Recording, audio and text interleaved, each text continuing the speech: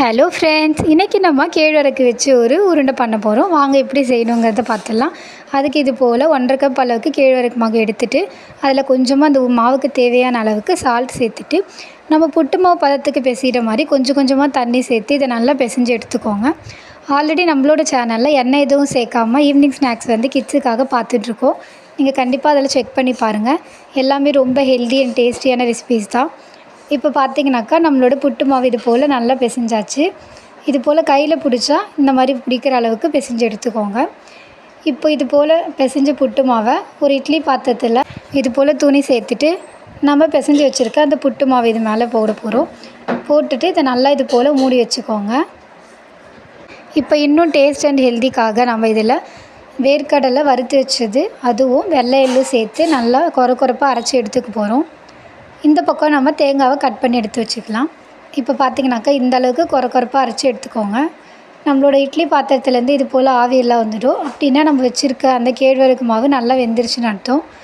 இந்த டைமில் நம்ம அந்த அரைச்சி வச்சுருக்க வேர்க்கடலை தனியாக எடுத்து வச்சுட்டு அதே மிக்சியில் நம்ம கொஞ்சமாக ஒரு அரை மூடி அளவுக்கு தேங்காயும் 2 ஏலக்காவும் சேர்த்து நல்லா மிக்ஸ் பண்ணி விட்டுக்கோங்க. இப்போ நம்மளோட வெல்லத்தை வந்து இது போல் நல்லா ஃபைனாக இடித்து எடுத்து வச்சுக்கோங்க.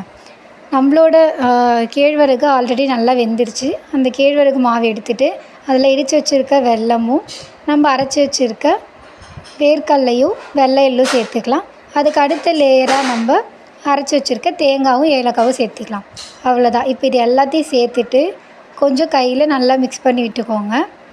இது எல்லாம் ஓரளவுக்கு அந்த மாவு சூடாக இருக்கிறதால இதை இப்போவே நம்மளுக்கு உருண்டை பிடிச்சா உருண்டை வந்துடும். ஸோ அதுக்கு முன்னாடி நம்ம 2 ஸ்பூன் அளவுக்கு கீ சேர்த்துட்டு கீ நல்லா உருகுனது இதெல்லாம் சேர்த்துட போகிறோம். அவ்வளோதான். இப்போ இது எல்லாத்தையும் சேர்த்துட்டு நல்லா மிக்ஸ் பண்ணிக்கோங்க. மறக்காமல் இது போல் ஹெல்தி அண்ட் டேஸ்டியான ரெசிபிஸ் எல்லாம் பார்க்குறதுக்கு நம்மளோட சேனலை சப்ஸ்கிரைப் பண்ணிக்கோங்க. அவ்வளோதான். இப்போ இது எல்லாத்தையும் நல்லா மிக்ஸ் பண்ணிட்டோமா. இப்போ இந்த சூடாக இருக்கும் போதே நம்ம கையில் இது போல் உருண்டை பிடிச்சி எடுத்து வச்சுக்கலாம். பாருங்கள், இது போல் நல்லா ப்ரெஸ் பண்ணி விட்டிங்கனாக்கா நமக்கு சூப்பரான உருண்டை ரெடி ஆகிடும். இதை நம்ம உருண்டையாக இல்லாமல் அப்படியே புட்டாக சாப்பிட நினச்சிங்கன்னா இதை உருண்டை பிடிக்காமல் அப்படியேவும் சாப்பிடலாம். உருண்டை பிடிச்சோன்னா நமக்கு இன்னும் சாப்பிட்றதுக்கு ஈஸியாக இருக்கும். ஸோ அதனால் நான் உருண்டை பிடிச்சிருக்கேன். இப்போ இதை ஓப்பன் பண்ணி காட்டுறேன். பாருங்கள், நம்மளோட வேர்க்கடலை எள்ளு வெல்லம் எல்லாம் சேர்ந்து நம்மளுக்கு கேழ்வரகு மாவோட ரொம்ப டேஸ்ட்டாக இருக்குது. நம்ம இது போல் வேறு ஒரு ரெசிபியில் பார்க்கலாம். Stay tuned. பாய்.